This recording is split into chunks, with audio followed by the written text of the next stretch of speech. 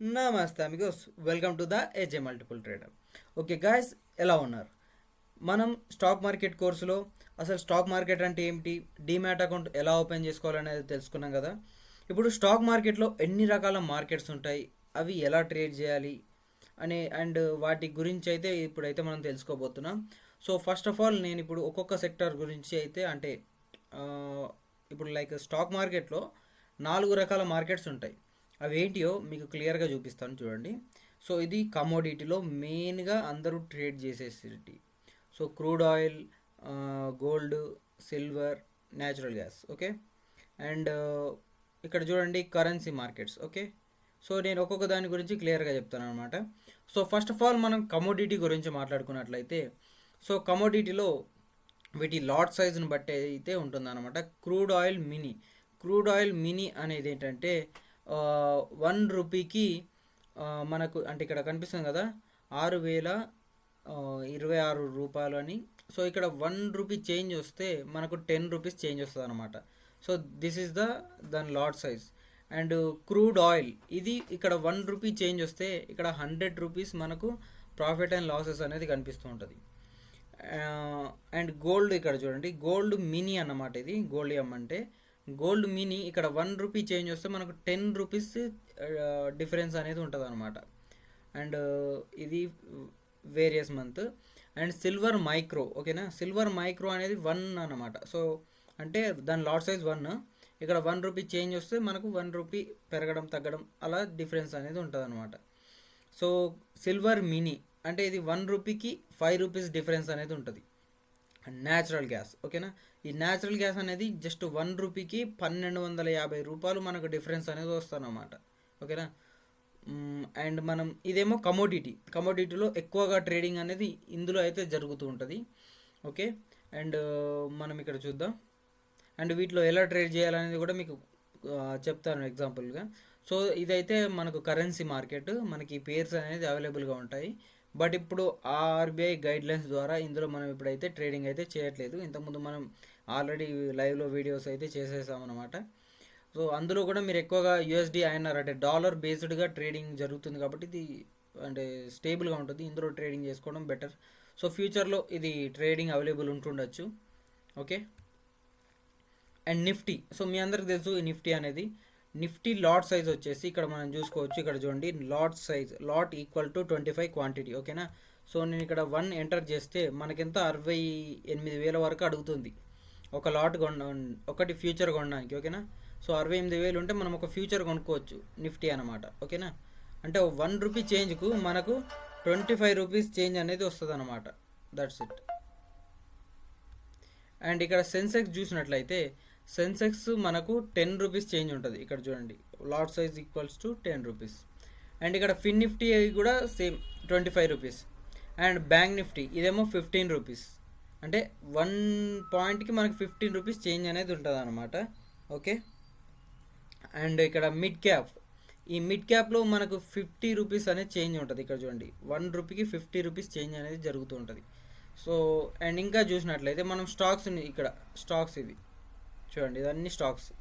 So ఈ స్టాక్స్లో మేజర్గా నా ప్రిఫరెన్స్ అంటే నేను మీకు చెప్పేది ఒకటి, ఇంట్రాడే కంటే ఎక్కువ ప్రిఫరెన్స్ దీన్ని మీరు డెలివరీకి యూజ్ చేసుకోండి. బికాస్ ఆఫ్ ఇప్పుడు లివరేజెస్ బాగా తగ్గిపోయాయి. సో ఇంట్రాడే చేయడం కంటే కొంచెం డబ్బులు ఎక్కువ పెట్టుకొని డెలివరీలో చేసుకుంటే మనం టెన్షన్ లేకుండా ట్రేడింగ్ అయితే చేసుకోవచ్చు. ఓకే. సో ఇలా మన దగ్గర ఎంత డబ్బులు ఉంటే అంత మనమైతే కొనుక్కోవచ్చు అనమాట. సో డెలివరీలో ఛార్జెస్ కూడా తక్కువగా ఉంటాయి. ఈరోజు కొనుక్కొని ఎప్పుడైనా లాభం వచ్చినప్పుడు అమ్ముకోవచ్చు. అండ్ ఈరోజు వస్తే ఈరోజు అమ్మేసుకుంటే అది ఇంట్రాడే కిందికి వస్తుంది. That's it. ఈరోజు కొని ఈరోజు అమ్మితే అది ఇంట్రాడే. ఓకేనా. సో ఇవన్నీ ఇండెక్సెస్, నిఫ్టీ, బ్యాంక్ నిఫ్టీ, ఫిన్ నిఫ్టీ ఇలా కనిపించేటి. ఓకే. అండ్ సో ఎలా ట్రేడ్ చేయాలి అని మీకు డౌట్ అయితే ఉంటుంది కాబట్టి సో నేనైతే ఇక్కడ చూడండి ఈఎంఏ 10 తీసుకున్నాను. అందులో ఇలా సెట్టింగ్ అయితే చేసుకున్నాను. స్మూత్ ఎంఏ కూడా ఆన్ చేసుకున్నాను అనమాట. సో ఆర్ఎస్ఐ కూడా ఆన్ చేసుకున్నాను. ఇక్కడ చూడండి అంటే ఇదే చేయమని కాదు, మీకు ఒక ఎగ్జాంపుల్, ఒక ట్రేడింగ్ చేయడానికి ఎగ్జాంపుల్. ఇప్పుడు 4 సెక్టార్లు చెప్పాను. సో ఏ సెక్టార్లో ఎలా ట్రేడ్ చేయాలని చెప్పాలి కదా. So that's why. సో ఇక్కడ నేను ఏం చేస్తున్నాను అంటే స్మూత్ యావరేజ్ కూడా ఇందులో అయితే నేనైతే ఇక్కడ ఆన్లో పెట్టుకుంటున్నాను. ఓకేనా. అయితే మీకు ఒకటి చూపిస్తాను, ఇక్కడ చూడండి, కొంచెం పెద్దగా చేసి చూపిస్తాను. ఓకే, పెద్దగా వద్దులే. అయితే ఇక్కడ చూడండి,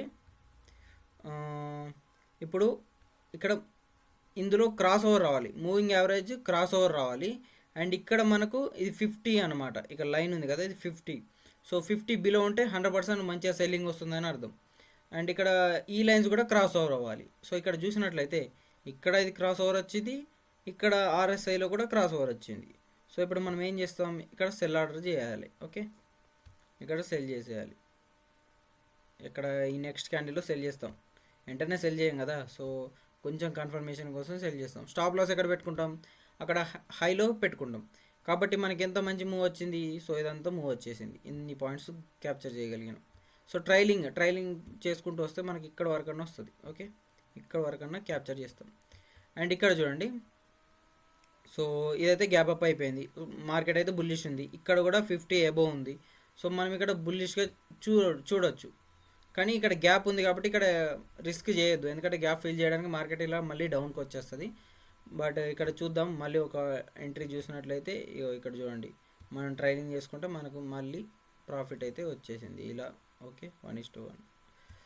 ఓకే, ఎప్పుడైనా మన టార్గెట్స్ అనేది 1:1.5 ఆర్ 1:2 అట్లీస్ట్ ఉండాలి.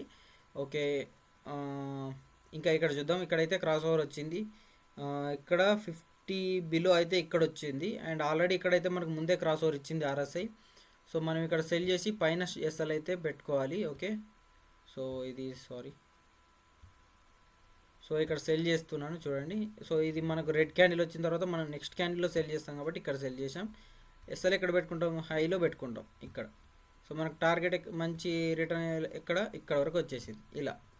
సో చూడండి మనకి ఎంత మంచిగా వర్క్ అవుతుంది కదా. సో ఇంకా చూద్దాం, ఇంకా ఎలా వర్క్ అవుతుందో చూద్దాం. ఇక్కడ చూద్దాం, ఇక్కడ చూడండి క్రాస్ ఓవర్ వచ్చింది, ఇక్కడ క్రాస్ ఓవర్ అయింది, అండ్ ఇక్కడ కూడా క్రాస్ ఓవర్ వచ్చింది కదా. సో మనం ఇక్కడ బై చేసుకోవచ్చు. ఓకే, సో నేను ఇక్కడ నెక్స్ట్ క్యాండిల్లో మనం బై చేస్తాం. బట్ ఇక్కడ ఎస్ఆర్ అనేది కొంచెం ఎక్కువ ఉంటుంది కాబట్టి మనం నెక్స్ట్ క్యాండిల్ కింద పెట్టుకున్నాం, దాన్ని 1:1.5 అలా పెట్టుకున్నా కూడా మనకి ఇలా వచ్చేసింది. సో మంచి విన్ రేట్ ఉంటుంది, ఒకసారి ట్రై చేయండి. సో ఏంటి నువ్వు ఓన్లీ నిఫ్టీలోనే చూపిస్తున్నావు అన్నీ అని చెప్పావు కదా అని మీకు డౌట్ అయితే రావచ్చు. ఓకేనా, ఇదే మెథడ్ మీరు అన్నిట్లలో వర్క్ అవుతుంది. ఓకేనా, అయితే వేరే అన్నిట్లలో ఎలా ఉంటుందో చెప్తాను చూడండి. స్టాక్స్లో కూడా ఇలాగే ఉంటుంది, అండ్ ఇవి స్టాక్స్ అయితే ఇంకా బాగుంటుంది. ఓకే, స్టాక్స్ అనేది ఇంకా కొంచెం పద్ధతిగా మూవ్ అవుతూ ఉంటుంది. ఇక్కడ చూడండి ఎంత మంచిగా పద్ధతిగా మూవ్ అయినా. సో స్టాక్స్ అనేది ఇంకా మంచి మూవ్ అయితే ఉంటుంది. అండ్ నిఫ్టీలో ఆ విధంగా మూవ్ ఉంటుంది, బ్యాంక్ నిఫ్టీలో కూడా ఆల్మోస్ట్ అలాగే ఉంటుంది. కొంచెం వాలటాలిటీ ఎక్కువ ఉంటుంది కాబట్టి ఇది 5 minutes ఆర్ 3 minutes పెట్టుకోండి, ఇలా మంచి మూవ్స్ అయితే దొరుకుతాయి అండ్ ఎంట్రీస్ బాగుంటాయి. ఓకే, అండ్ మనం ఇంకా కమోడిటీలో చూసినట్లయితే ఈ కమోడిటీలో అండ్ క్రూడ్ మినీలో చేస్తే మీరు ఇన్వెస్ట్మెంట్లో కూడా పెట్టుకోవచ్చు. కానీ క్రూడ్ ఆయిల్లో చేసే వాళ్ళు డబ్బులు ఎక్కువ పెట్టుకోండి అండ్ రిస్క్ అని ఎస్ఎల్ అనేది చాలా మెయింటైన్ చేయండి, బికాజ్ హై వాల్యూమ్ అనేది ఉంటుందన్నమాట. సో గోల్డ్ను అయితే మీరు ఇది ఇక్కడ బయ్యర్స్ సెల్లర్స్ అంత ఫాస్ట్గా ఉండరు కాబట్టి మీరు దీన్ని ఇంట్రాడేకి యూజ్ చేసుకోండి ఈ విధంగా. అండ్ ఎక్కువ నా సజెషన్ వచ్చేసి ఇన్వెస్ట్మెంట్ పరంగా అయితే చూడండి, బాగుంటుంది. గోల్డ్ని మనం ఇన్వెస్ట్మెంట్ పరంగా చూస్తే అయితే మనకు చాలా బాగా మంచి రిజల్ట్స్ అయితే ఉంటాయి. అండ్ సిల్వర్ కూడా సేమ్ అలాగే ఉంటుంది. సిల్వర్ మూమెంట్ అయితే చాలా బాగుంటుంది, రోజు మంచి మూవ్స్ చూడండి ఇలా, ఇక్కడ మంచి మంచి మూవ్స్ వస్తాయి. సో మనం ఈజీగా కొంత అమౌంట్ తీసుకొని బయటకు వచ్చేయచ్చు ఇంట్రాడేలో అయితే. సో మనం లాంగ్ టర్మ్ చూడాలనుకుంటే బుల్లిష్ మూమెంట్ వస్తున్నప్పుడు పెట్టేసి వదిలేయటమే. అండ్ న్యాచురల్ గ్యాస్తో చాలా జాగ్రత్తగా ఉండండి, బికాజ్ ఇది 1250 మూమెంట్ అయితే ఉంటుంది కాబట్టి ఒక్క రూపాయికి. కాబట్టి ఇందులో బిగినర్స్ అయితే ట్రేడింగ్ చేయకండి, ఎక్స్పర్ట్స్కి ఇక చెప్పాల్సిన అవసరం ఉండదు, బికాజ్ వాళ్ళకి ఎక్స్పీరియన్స్ వచ్చినాక ఆటోమేటిక్గా వాళ్ళు చేసేసుకుంటారు, వాళ్ళ ఇండికేటర్స్ వాళ్ళు యూజ్ చేసుకుంటారు. సో జనరల్గా ప్రైస్ యాక్షన్ యూజ్ చేసి చేయొచ్చు, బట్ బిగినర్స్కి ఇలా ఒక ఐడియా ఉండాలి, మార్కెట్ ఎటు వెళ్తుంది అనేది ఒక ఐడియా ఉండాలి. కాబట్టి ఇలా మూవింగ్ యావరేజ్ అండ్ ఆర్ఎస్ఐ అనేది చాలా బాగా యూజ్ అవుతుంది. సో మీకు అయిందని అనుకుంటున్నాను. ఇక్కడ చూడండి, నేను ఇప్పుడు కమోడిటీలో ఎలా మనం ట్రేడ్ చేయాలి, ఇన్వెస్ట్ చేయాలి అని చెప్పేసాను. అండ్ కరెన్సీ అయితే ఇప్పుడు మనం ట్రేడింగ్ చేయలేం, ఆల్రెడీ మన ప్రీవియస్ వీడియోస్ ఉన్నాయి. అండ్ ఒకవేళ చేయాలనుకుంటే అండ్ ఇక్కడ నిఫ్టీలో అయితే ఇప్పుడు నేను మీకు చూపించాను చాలా లైవ్గా. ఓకే, అండ్ ఇక్కడ చూసినట్లయితే స్టాక్స్ కూడా చాలా సేమ్ నిఫ్టీ లాగే. అండ్ ఇంకా ఇది ఇన్వెస్ట్మెంట్ పరంగా చూస్తే ఇంకా బాగుంటుంది స్టాక్స్ కూడా. డెలివరీలో తీసుకుంటే మీరు టెన్షన్ లేకుండా ట్రేడింగ్ అయితే చేసుకోవచ్చు. ఓకేనా గైస్? సో ఈ విధంగా స్టాక్ మార్కెట్లో 4 రకాల మార్కెట్స్ ఉంటాయి. అందులో ఈ విధంగా చాలా సింపుల్గా అయితే ట్రేడింగ్ అయితే చేసుకోవచ్చు. బట్ ఎప్పుడైనా సరే మన క్యాపిటల్ని దృష్టిలో పెట్టుకొని లాట్స్ అయితే తీసుకోవాలన్నమాట. సో అర్థమైంది కదా? సో అన్నిట్లలో ఏ విధంగా ట్రేడ్ చేయాలి అనేది.